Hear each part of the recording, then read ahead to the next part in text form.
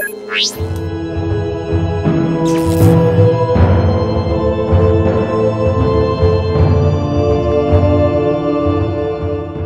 guys, this is Tyler from Pixabyte, and welcome to Indie Interview. If you're not familiar, this is the show where we talk to the developers behind some of the most interesting upcoming indie games. Today, I'm here with Larry Osborne from Photonic Games to take a brief look at his upcoming indie title, Demon House. So Larry, thanks for taking the time to be here with us today. Thanks for having me. I really appreciate the time to talk about my game Demon House. Of course, we're happy to have you. So why don't you tell us a little about what Demon House is exactly? Sure. Demon House is kind of a simple game where you're just kind of going in and fighting this guy that's creating an army, and there's lots of different creatures he's created that you're going to have to fight as you go through. There's a couple of different levels, so you start out in a haunted house, and then you go down underground and fight various stuff as you work your way till the final boss battle where you fight the guy creating the army. Interesting.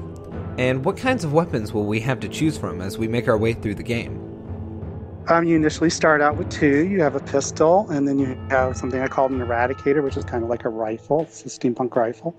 And then later on, you can find these little stations that allow you to buy stuff. And there you can pick up a shotgun-like weapon and a crossbow. And then at the very end, you pick up a weapon that's made specifically for killing the final boss. Great. And what about the different enemies in the game? Can we expect to run into different types as we progress? Yeah, when you first start out, you run into three types of enemies. There's a little copter guy, which kind of floats around, and he's not very aggressive. He hides as soon as you try and shoot at him. There's another kind of robot-type creature that shoots out lightning. And then there's a melee-type guy who has a axe, and he runs at you and tries to chop you up. A wraith-like creature, he can shoot fireballs at you. And then there's also a dragonfly-like creature, which actually has the ability to heal the other guys. So as you're shooting them, he's trying to run around and heal them. So it makes it a little more challenging to kill him at that point. Awesome. And since this is an FPS game, I'm pretty much required to ask, can we expect to see any kind of multiplayer modes? There's no networking multiplayer.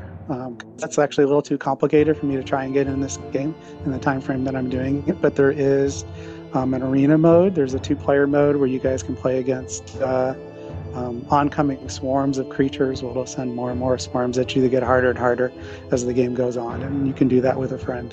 Oh, cool. And would that just be 2 players, or would it go up to 4? Yeah, it's 2 players right now. Because it's the game could handle 4 players, but at that point, the screen is so small that I don't know that it's really of value, so I kind of kept it at 2. Ah, okay. Sounds good. So how exactly did Demon House start out originally?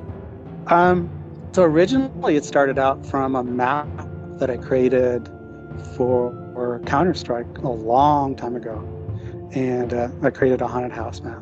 And so when I was creating my own game, I was like, I really like doing that map. So and I really like doing steampunk, and I thought the two things went together. So I kind of started out from there, and I wanted to have ghosts in it, and I wanted to have steampunk in it, and then I kind of added some more levels on top of it to kind of flesh out the game, because obviously one level wouldn't make much of a game. Yeah, that makes sense.